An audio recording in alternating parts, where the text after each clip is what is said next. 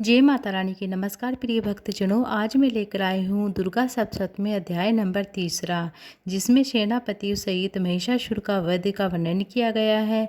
महर्षि मेघा ने कहा, महिषासुर की सेना नष्ट होती देखकर उस सेना का सेनापति चक्षु क्रोध में भर देवी के साथ युद्ध करने के लिए आगे बढ़ता है। वह देवी इस प्रकार वाणों की वर्षा करने लगती है, मानो सुमेरु पर्वत पानी की धारा बरसा रहा हो, ऐसा प्रतीत हो रहा था। इस प्रकार देवी ने अपने वाणों से उसके वाणों को काट डाला था, उसके घोड़े तथा सारथी को मार दिया था, साथ ही उसके धनुष और उसकी अत्यंत ऊंची ध्वजा को भी काटकर नीचे गिरा दिया था। उसका धनुष कट जाने के पश्चात उसके शरीर के अंगों को भी अपने बाणों से भेद दिया था। धनुष घोड़ों सारथी के नष्ट हो जाने पर वह असुर ढाल और तलवार लेकर देवी की तरफ आगे बढ़ता है। तेजी से उसने अपनी तीक्ष्ण धार वाली तलवार से देवी के सिंह के मस्तक पर प्रहार किया और बड़े ही वेग से देवी की बाईं भुजा पर वार किया, किंतु देवी की बाईं भुजा को छूते ही उस दैत्य की तलवार टूटकर 2 टुकड़े हो गए। उसे दैत्य ने क्रोध में भरकर शूल हाथ में लिया और उसे भद्रकाली देवी की ओर फेंका। देवी की ओर आता हुआ यह शूल आकाश में गिरते हुए सूर्य के समान प्रज्वलित हो उठा। उस शूल को अपनी ओर आते हुए देखकर देवी ने भी शूल छोड़ा और महाअसुर के शूल के 100 टुकड़े कर दिए। साथ ही महाअसुर के प्राणों को भी हर लिया। चिक्षुर के मर जाने पर देवताओं को दुख देने वाला चामर नामक दैत्य हाथी पर सवार होकर देवी से लड़ने के लिए आया है। उसने आने के साथ ही शक्ति से प्रहार किया, किंतु देवी ने अपनी हुकार से ही उसे तोड़कर पृथ्वी पर डाल दिया। शक्ति को टूटवा देकर दैत्य ने क्रोध से लाल होकर शूल को चलाया, किंतु देवी ने उसको भी काट दिया। इतने में ही देवी का सिंह उछलकर हाथी के मस्तक पर सवार हो गया और दैत्य के साथ बहुत ही तीव्र गति से युद्ध करने लगा, परंतु वह दोनों लड़ते हुए हाथी से ही पृथ्वी पर आ गिरे। दोनों बड़े ही क्रोध से लड़ रहे थे। सिंह बड़े जोर से आकाश की ओर उछला और जब पृथ्वी की ओर आया तो वह अपने पंजों से चामर का सिर धड़ से अलग कर दिया। क्रोध से भरी हुई देवी ने शिला और वृक्ष आदि की चोटों से उग्र होकर उसे मार गिराया। कराल को दांतों से और मुकों को और थप्पड़ों से चूर्ण कर दिया। क्रुद्ध हुई देवी ने गदा के प्रहार से उद्धत दैत्य को मार गिराया और भिंदपाल से पाशकल को बाणों से तामर तथा अंधक को मौत से घाट उतार दिया। तीनों नेत्रों वाली परमेश्वरी ने त्रिशूल से उग्रास्त्र उग्रवीर्य और महाहनु नामक राक्षस को भी मार गिराया था। उसने अपनी तलवार से विडाल नामक एक दैत्य का भी सिर काट डाला था। अपने बाणों से दुरर और दुर्मुखी राक्षस को यमलोक पहुंचा दिया था। इस प्रकार जब महिषासुर ने देखा कि देवी ने मेरी सेना को नष्ट कर दिया है, तो वह भैंसे का रूप धारण कर देवी के गणों को दुख देने लगता है। उन गणों ने कितनों को उसके मुख के प्रहार से, कितनों को ही खुरों से, कितनों को ही पूंछ से, कितनों को ही सींग से, बहुतों को दौड़ाकर वेग से और अनेकों को सिंहनाद से, कितनों को ही चक्कर देकर, कितनों को ही श्वास वायु के झोंकों से पृथ्वी पर गिरा दिया। वह दैत्य इस प्रकार गणों की सेना को गिरा देवी के सिंह को मारने के लिए दौड़ा। उस समय उस पर देवी को बड़ा ही गुस्सा आया। उधर दैत्य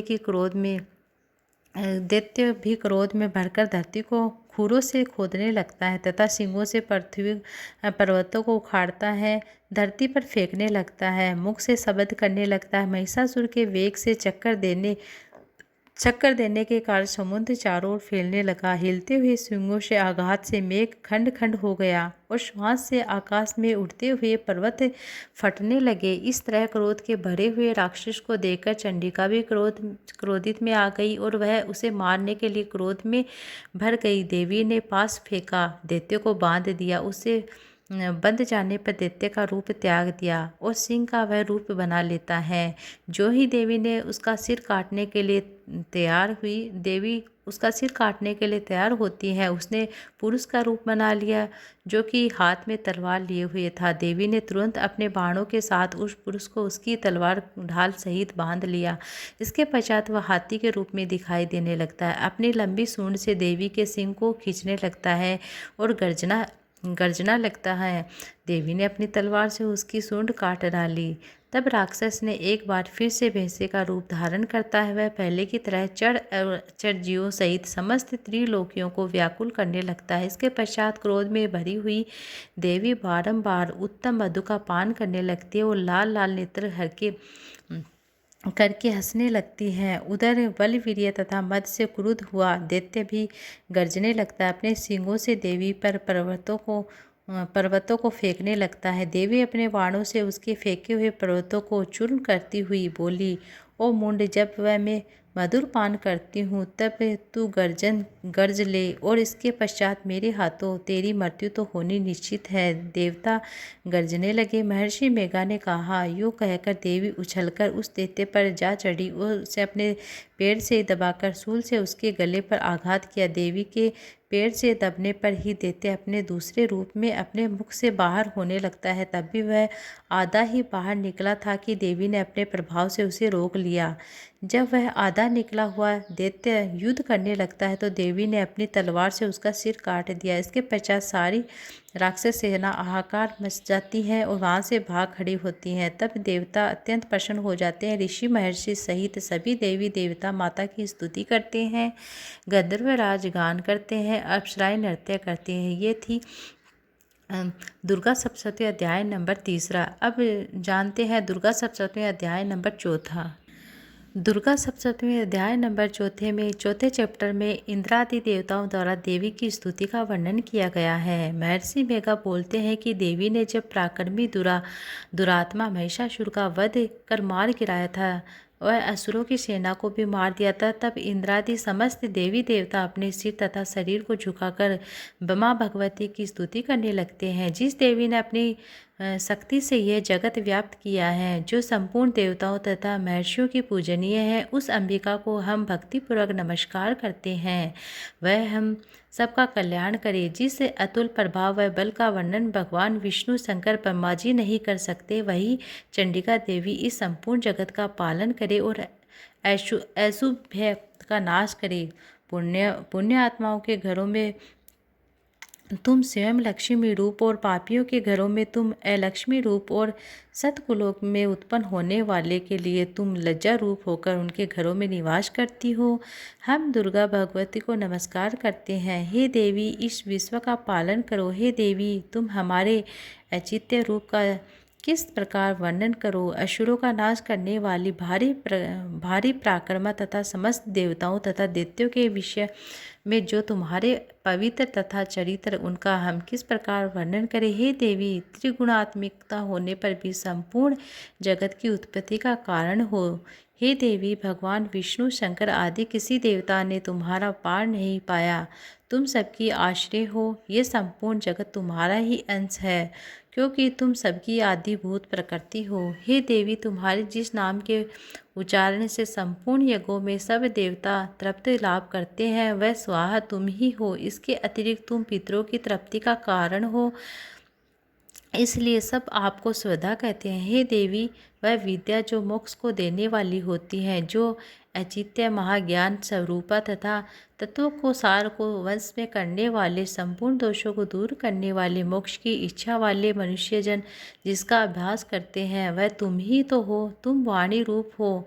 दोष रहित ऋग तथा यजुर्वेद भी एक उगित तथा सुंदर पदों के पाठ वाले समावेद की भी आश्रय तुम ही तो हो। तुम भागवती हो। तुम इस विश्व की उत्पत्ति और पालन करने के लिए तुम प्राता के रूप में प्रकट हुई हो। तुम संपूर्ण संसार की पीड़ा हरने वाली हो। हे देवी, जिसने सारे शास्त्रों को जाना है, वह मेगा शक्ति तुम ही तो हो। दुर्गम भव सागर से पार करने वाली नौका भी तुम ही हो। लक्ष्मी रूप से विष्णु भगवान के हृदय में निवास करने वाले भगवान महादेव द्वारा सम्मानित गौरी देवी तुम ही तो हो। मंद मुस्कान वाले निर्मल पूर्णचंद विमन के समान बिंब के समान तथा उत्तम सुवर्ण की मनोहर कांति में से काम्य तुम्हारे मुख को देखकर भी महिषासुर क्रोध में भर गया। वह बड़े ही आश्चर्य की बात है। और हे देवी, तुम्हारा यही मुख जब क्रोध में भर गया तो उदय काल के चंद्रमा की भांति लाल हो गया। तनी हुई मोह के कारण विकराल रूप हो गया।